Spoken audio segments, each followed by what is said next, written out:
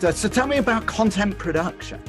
And how do you come up with the ideas for the content, and who writes it, and how long is it, and what have you found works really? That's a great question. So I always, whenever I get started, I just use like what's called the customer journey map. I don't know if you've ever heard of that, but I really put myself in the shoes of our customer and the person that we're trying to target.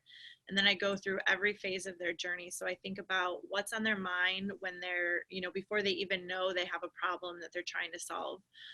Here, when it comes to an investor, they're really thinking about, how can I make sure I have more than enough money for retirement? How can I make sure I can keep up my current standard of living when I'm ready to retire? That's really what's on their mind there. And so then we move on to now they realize they have a problem that investing can solve. Now they know they need to find an investment opportunity to achieve these goals. And then they're going to start actively researching different solutions to this problem that they have. So what are the different investing opportunities out there?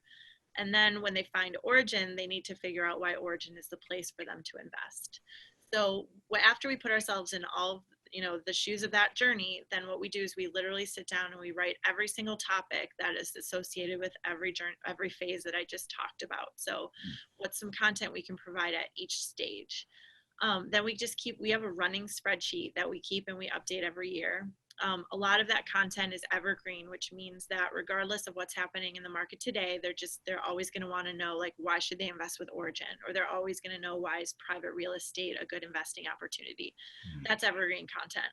But on an annual basis, or even, when things are happening in the markets, we think about, okay, what do we want to write about today that might be timely? So qualified opportunity zones, right? We talked about opening our fund earlier.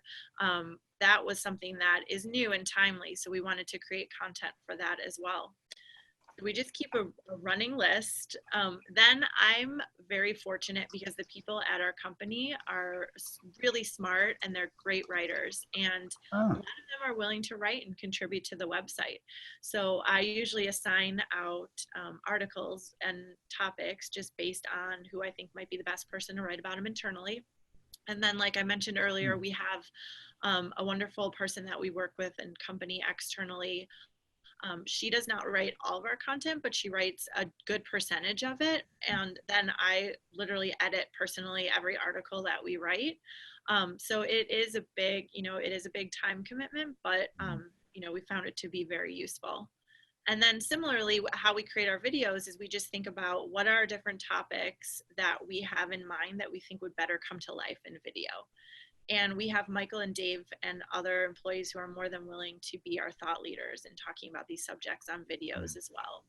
And like I said, I'm fortunate because we have great thought leaders at this company. So it's not like we have to do a lot of external research. We're really just pulling from our own firsthand knowledge of being in the business over, the last decades. So it's really, I feel like I'm very fortunate when it comes to having this engine.